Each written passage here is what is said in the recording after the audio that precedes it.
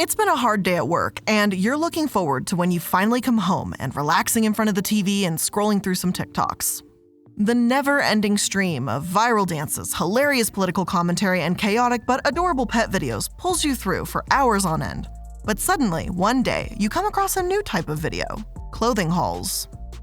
Excited people pop up on your For You page displaying their massive haul of anything from dresses to skirts to adorable crop tops. It's all just so cute. And where is everyone getting all these things from? Well, Shein, of course. The never-ending style options for anyone, regardless of size, is dominating the TikTok universe. And of course, you just want to be involved. After all, there's nothing like some retail therapy to soothe the soul. So you follow their lead. Soon you find yourself typing in the website name or downloading the app and being greeted by a barrage of bright colors, discount codes, and a never-ending stream of stylish options. Is this heaven? On top of that, everything you see is outrageously affordable already, and you quickly find that there are brand new options every single day.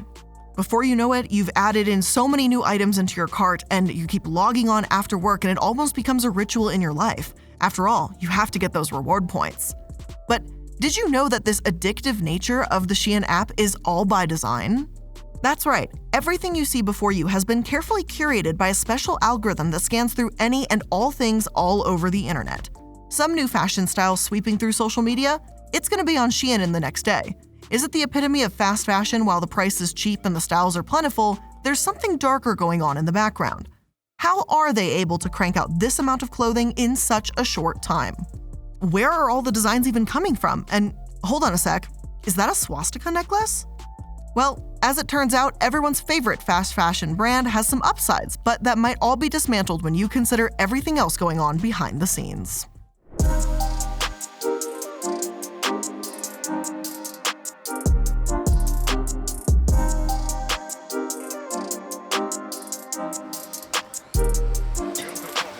Hello everyone, and welcome to the Corporate Casket. I'm the Illuminaughtii, and today we will be exploring the various scandals of the infamous fast fashion company Shein. What originally started as an online wedding dress company has skyrocketed its way into becoming one of the biggest online retailers in the world. It even out-downloaded Amazon, if you can believe that. But getting new styles at the speed of light and shockingly low cost comes at a price. And unfortunately, it seems like that price is putting workers in danger and horrific working conditions. Shein has been one of the most secretive clothing companies in history. It doesn't disclose its revenue information, which has certainly caught the eye of some investigators. If they aren't even saying how much they made, what are they doing to make money in the first place? Of course, they're not very upfront about that either. So in the interest of addressing these questions, journalists and researchers went on the hunt to discover the undercover secrets of Shein's labor practices.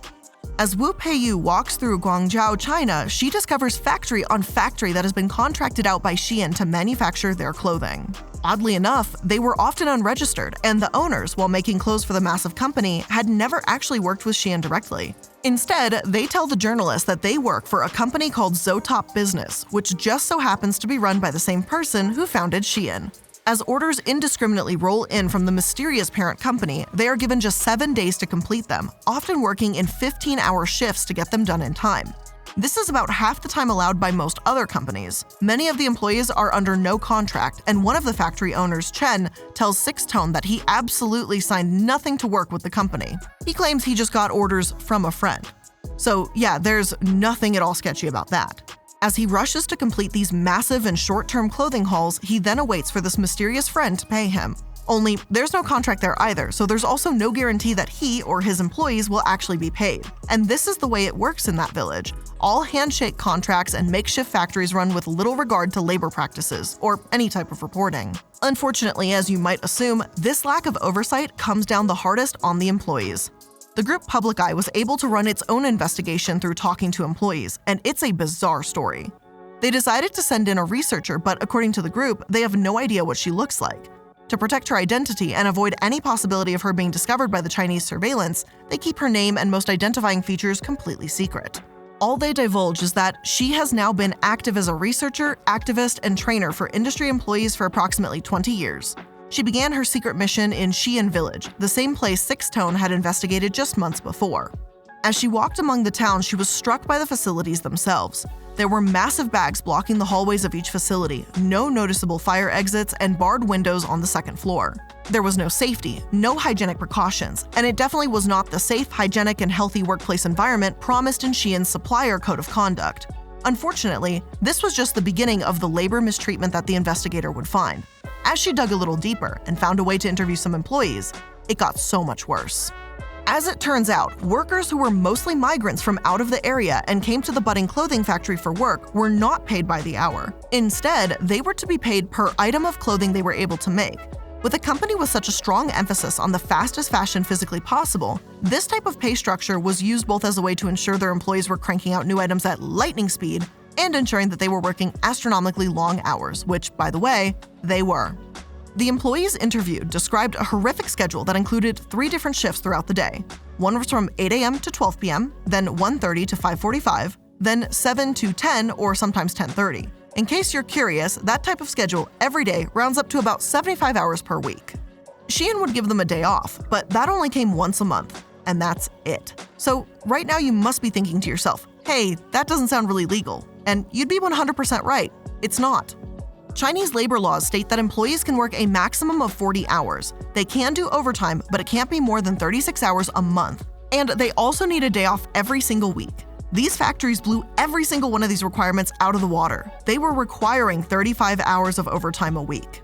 Now, remember that Shein doesn't directly run the factories, but virtually nothing can convince me that they were unaware that they were being run this way, despite what they may say. In my opinion, if a company is truly committed to ensuring their workers were treated fairly, their factories were safe, and no labor laws were broken, they wouldn't subcontract their manufacturing to unlicensed, uncontracted handshake deals. You would hope that if these people are working well over the legally allowed number of hours that they were at least getting paid. But unfortunately, you would be wrong again.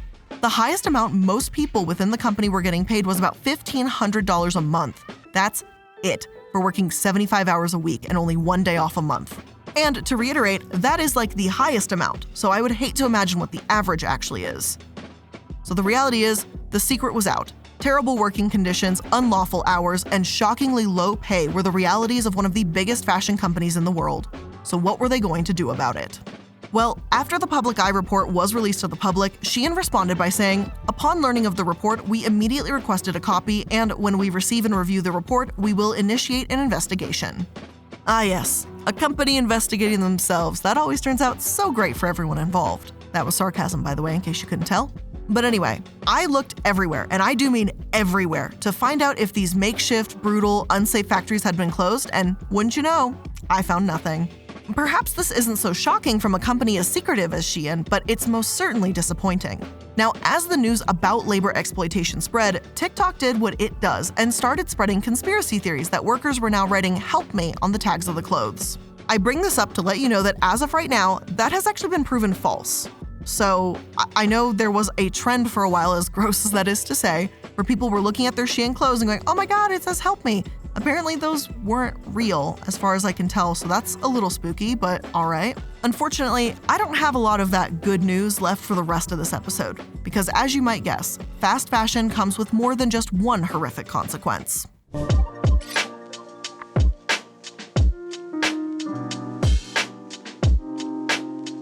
So we all know about the limited oversight in the Shein factories. Wouldn't you know, overworking employees, speed-filling orders, and using makeshift factories lead to poor quality clothing and apparently lead. So you go online and after hours and hours of scrolling through Shein's seemingly endless options, you finally pick some items, throw them in your cart, then wait patiently for them to arrive. On the upside, you only spent about $100 for like 30 different items of clothing. And I may be over-exaggerating, but not by much. Now, unbeknownst to you, you have now brought a drastically high amount of lead into your home. According to a study done by Marketplace, 1 in 5 of their sampled Shein, AliExpress, and Zaful clothing items had found elevated levels of chemicals. This even included the children's and maternity clothes.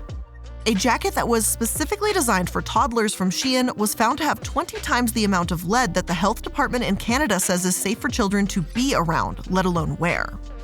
And I don't know about you, but risking the health of my brain, kidneys, and so on isn't really worth it to me for some Shein clothing, especially when you consider how horribly it's made. Yeah, fast fashion definitely comes at a price. When you finally get that giant haul in the mail, you can probably expect to get just a couple wears out of that new dress or top before it ends up rotting away in your closet, donated, or in a massive landfill. Many climate activists have begun to adamantly warn about the dangers of fast fashion.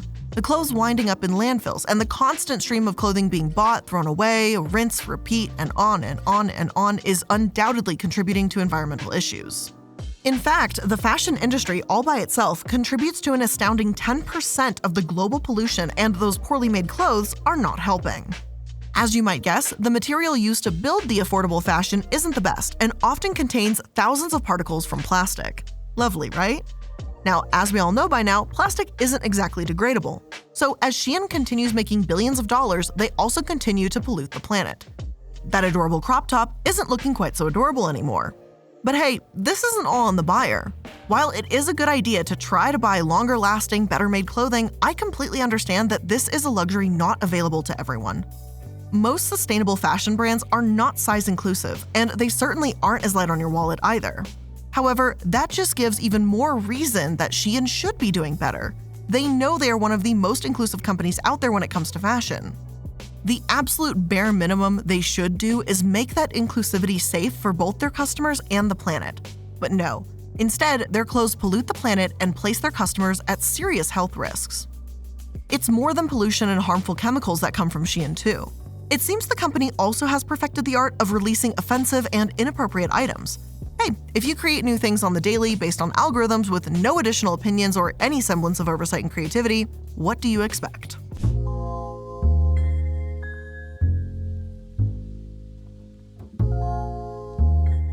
When you open any fashion app or website, you just expect to see the same general things. Graphic t-shirts, cute little necklaces, maybe a ring that will definitely turn your fingers green. You know, the norm.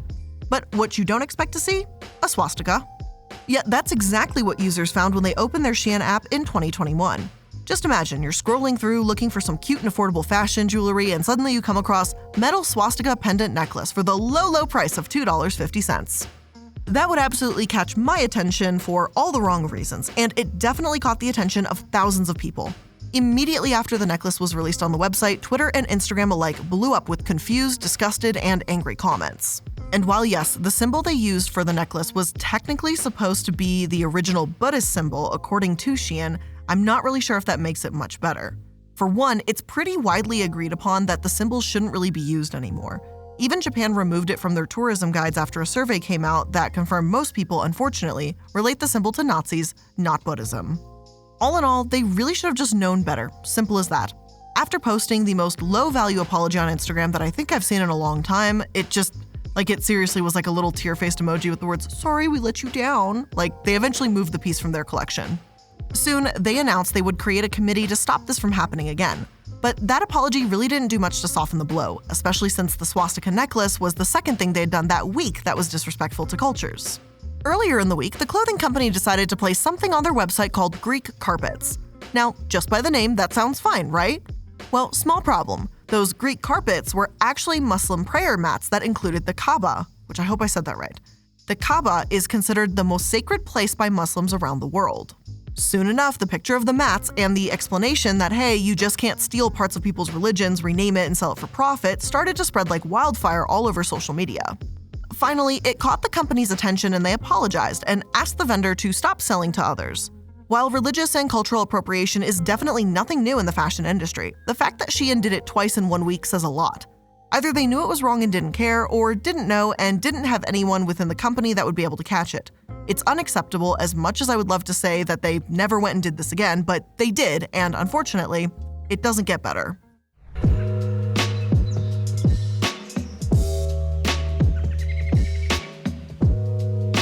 So now here we are in 2021, and Jayana Williams, a 21-year-old, was casually scrolling through the Shein website to find a cheap phone case, as suggested by a few of her friends. But suddenly, that scrolling stopped as she came across one of the thousands that were being sold for $1.50. There, she found a disturbing image. The black phone case showed art of a black man laying on the ground, hands cuffed around his back with a white chalk outline being drawn around him. Williams was obviously shocked. Immediately, she turned to Twitter, posted the image, and tagged the company. Later, she told BuzzFeed, "Why would someone at the company even approve that? It rubbed us the wrong way, especially people in the black community. We're really shocked because we put our money into companies like this, and it's a big slap in the face. Now, before I get into the absolutely pathetic excuse Shein decided to use to argue against the outrage, let me just say something really quick. This is not something to profit off of. The murder of Black people in America, especially by police officers, is not a profit tool. It's not a joke, it's not a trend, it's not a fucking phone case. It's not something you put on that. It's a serious and long-standing issue, and trivializing it by literally putting it up for sale as a trendy phone case is perhaps one of the most vile things I've seen. But now that I've got that out of the way, let's give Shein a chance to explain themselves.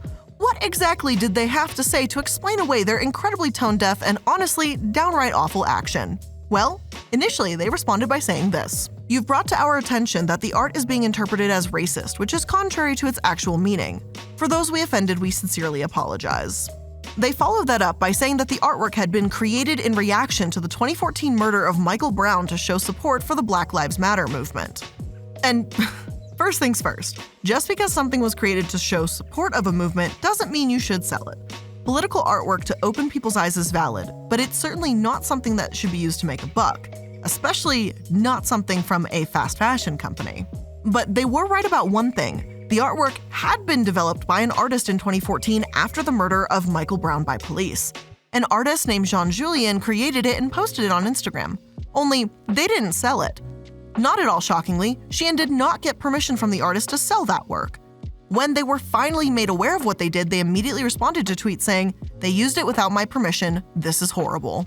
They then asked the company to donate their sales to Black Lives Matter and, what they probably should have done in the first place, or just, don't sell stolen art at all. Eventually, the company took down the phone case and even admitted to stealing the work. How noble of them. I hope at some point people and companies will learn this lesson. Other people's pain is not your profit. The same goes for culture. It's really not that hard to figure out. Now, to make matters worse, they stole the artwork without permission, something else the company seems to do quite regularly.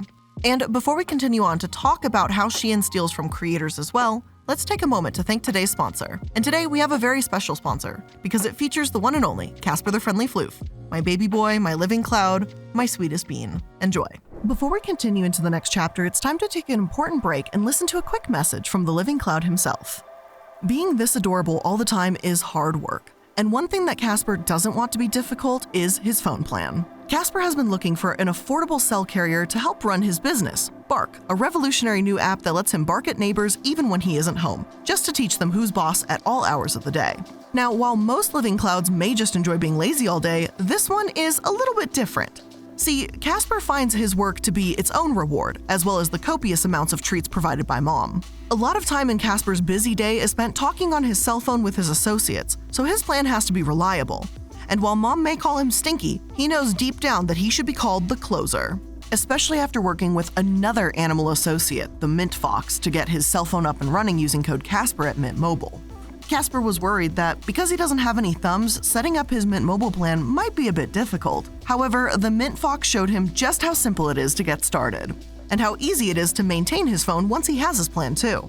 You can even purchase and activate a plan right on their mobile app, so no thumbs needed, and Casper loves its toe bean compatibility. It's as easy as 1-2 sniff, and now Casper is ready to get back on the move with things, like barking at those neighbors and giving Grandma a call on his new phone. Big wireless providers forget that all families come in all shapes and sizes, like Fluffball and Grandma.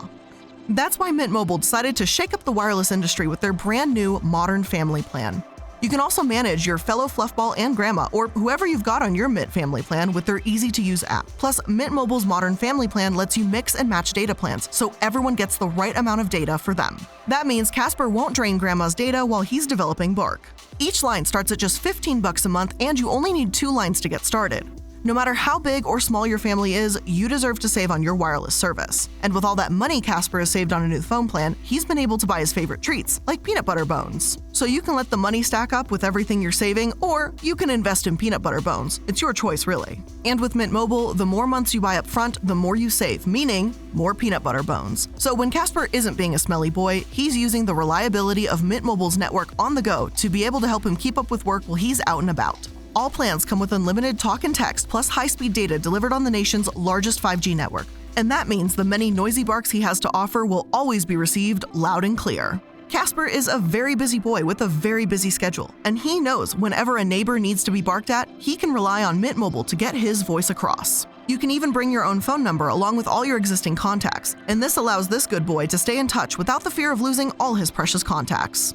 And Casper knows that he can rely on Mint Mobile to get his voice across too. So to get your new wireless plan for just $15 a month, including the Modern Family plan, make sure you go to mintmobile.com/Casper. That's mintmobile.com/Casper. Cut your wireless bill to $15 a month at mintmobile.com/Casper.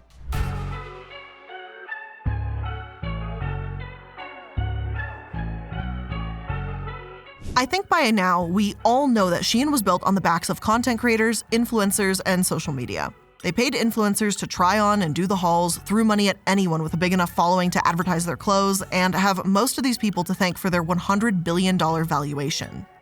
But their use of creators and designers goes far beyond just paying people to advertise, because it comes from theft too. For 3 decades, Vanessa Bowman, an artist, has painted beautiful depictions of her stunning town. Her breathtaking artwork and years of work has led to her gaining a relatively large fan base online. It was one of these fans who one day reached out to Vanessa to share some deeply upsetting news. Her art had been stolen and was now for sale on Shein. Upon learning the news, Bowman was shocked and immediately turned to social media to make the world aware of the theft. But Bowman didn't feel comfortable going to lawyers about the issue.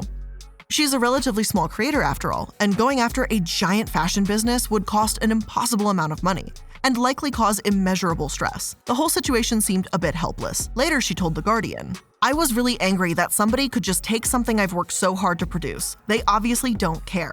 But all I want to do is paint in my studio. I don't want to get involved with lawyers and could feel myself getting really stressed. It was a bit David and Goliath, and I was completely overwhelmed."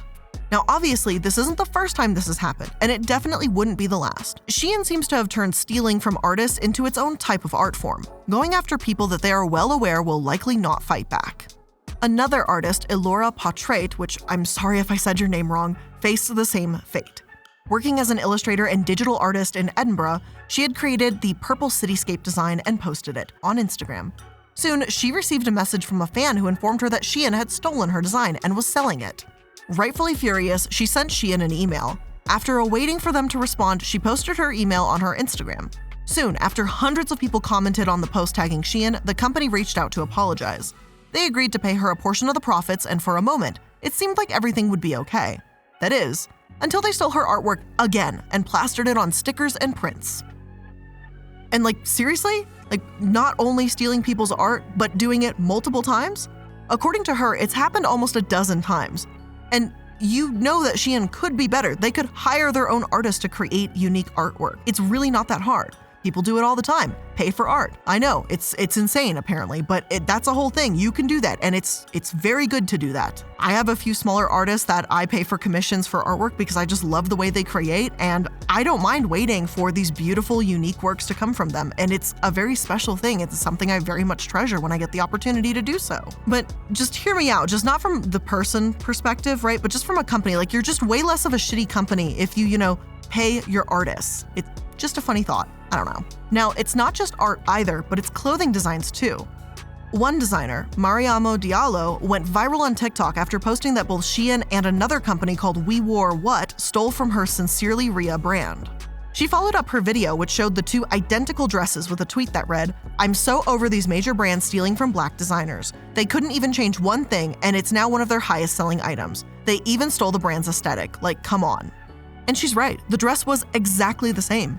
The only thing they changed was the quality, with theirs, not surprisingly, being drastically worse than her original design. While stealing from small creators seems to be their favorite pastime because they usually can do it with little to no consequence, they steal from big companies too. One of which is the legendary Doc Marten. After the boots made a major comeback in recent years, Shein decided to not only sell boots that were pretty much blatant counterfeits, but use genuine images of the original boots to, quote, entice customers to its website to buy fake copy footwear. They are now being sued by the company, along with some other big names, including Levi's. And listen, I get it. Shein is cheap. The clothes are made quickly, and they are one of the only inclusive clothing sites on the market right now. It's not at all surprising that the company is catapulted into seemingly impossible to reach success. But as they continue to grow, so do their scandals. They steal from artists more and more, they abuse their employees, they make clothing that is just poor in quality, and it can be genuinely dangerous too. Shein is a product of an inaccessible industry. They took a problem and solved it. They just do it in the worst way physically possible. And it's not just them that need to do better. It's the fashion industry as a whole. But that is a much larger conversation for a different time. For now, when it comes to Shein, we have to wait and see. Will Shein ever improve their business model? Or are they just making way too much money to ever change? Time will tell. But in my opinion, I don't think we're expecting to see any sort of change, because people keep buying, not giving a shit about where their clothing comes from, how it's made, or what's even in it. So until people start to care, I'm kind of just almost feels like I'm wasting my breath. I wish this is something people cared about more, because this is such a big deal and it affects everybody. And I just don't really see that, unfortunately. I hope that changes one day though. But with all of that being said, those are thoughts, opinions, and the end of today's episode. If you learned something new here today, make sure that you are liking, following, and subscribing so that you can stay up to date on all the latest episodes. I want to thank you so much for making it to today's episode. I really do appreciate it, and I hope you have a great rest of your weekend. Bye!